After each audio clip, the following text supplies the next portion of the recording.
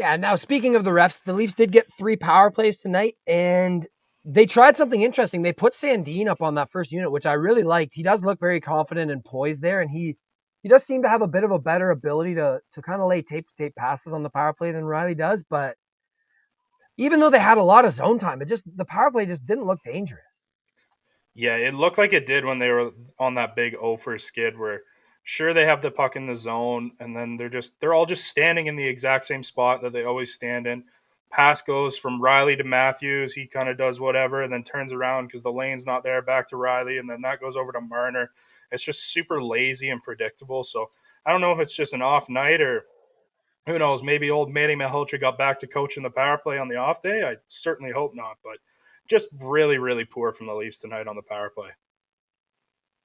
For someone as lethal as Austin Matthews is at 5-on-5, it's a wonder he doesn't light it up more on the power play. Like they have to find something to get him going on the power play because you look at the best goal scorers in the league. You look at Ovechkin. Matthews is quite a bit better at scoring at even strength than him, but Ovechkin is able to make his money on the power play, and I don't know if it'll require a change in position for Matthews on the power play or what, but whatever they are doing is just not been working this year. Yeah, I think part of it is the way they set up. They have a lack of a shooting option other than Austin Matthews because they have John Tavares in the slot who, sure, if he's open, he can get a shot off, but that's going to be a quick either tip shot kind of thing or a quick one timer or, something like that. Mitch Marner isn't a shooting option. I know he's done it a couple times on the power play, but let's be honest, no one is terrified of a Mitch Marner shot on the power play. I And don't then think he has a power play goal all year. yeah, and then Morgan Riley or Rasmus Sandin at the point shot. You don't want point shots anyways, but they're certainly not a threat. So your second kind of best option is William Nylander, who plays below the net, which I think is a good position from him. But it just allows other teams' penalty kills to key in on Matthews and be like, you know what? This guy's not beating us. It's up to you guys to figure it out. Either, you know, move Matthews somewhere to where we don't know he's going to be, and then that's how you figure it out, or have someone else who's going to shoot the puck and figure it out. But it's quite clear that teams are like that Matthews kind of skate in wrist shot. We're not letting that happen this year. That's what it seems like. 90% of the Leafs power play is trying to get that shot free. Like it's trying to work things over so you can kind of draw guys away from Matthews and get him coming in from the top of the blue line, skating in with speed and ripping it. But the other team knows it's coming. You need to mix it up. You need to try something else. We've seen in the games when they've gotten power play goals, it's because Matthews slides to the middle, Tavares slides out to the boards, and then at that point, then it becomes chaos for the other team because they don't know what's going to happen. But if you are continuously just trying to feed the same thing, keep trying to jam the same square peg into the round hole. We got to find a way to make this fit into the hole for this using nothing but that. It's just not going to work. You just like, I get that he has the best shot in the league and he is the most dangerous scorer.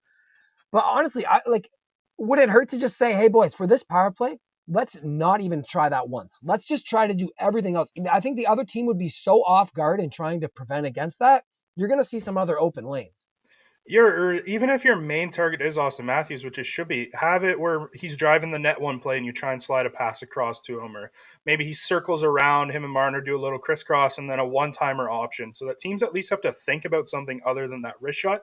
Or boom, Matthews slides into the slot, John Tavares bounces out, and then they switch over again. Matthews goes down low. Like get him moving around and shooting from 3-4 different spots on the regular on the power play, so that teams are like, oh, like he looks like he's about to curl in for the wrist, or Marner's going to pass it to him. But oh, last game he darted to the net or darted to the center, so I have to make sure that's kind of cut off or whatever. So teams just don't need to think against the Leafs power play, and I think that's their biggest issue. And I think that issue really does come down to coaching and how they set up. Because you saw it tonight.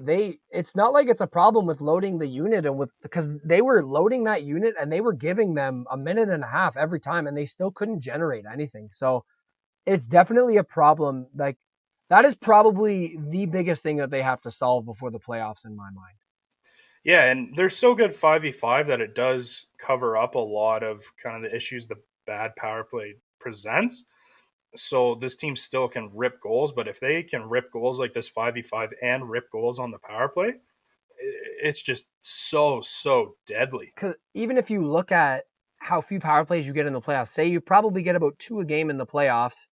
If you can click at 25%, That's a goal every other game. The way they're doing, they'd be lucky to get 10%. So it's gonna be vital, and they could probably scrape by in the first 2 rounds without any power play contributions. But you get into the Tampas, the Vegases, the Colorados, you're gonna need your special teams to give you to at least play you to even if you're gonna have any chance against those kinds of teams. Yeah, and you can't let those special teams be such a black hole like the Leafs power play has been, where it just sucks all the momentum out of a game because they can't get anything going. Like they need to be dangerous to an extent, but they at least need to generate chances and keep that momentum of the game going.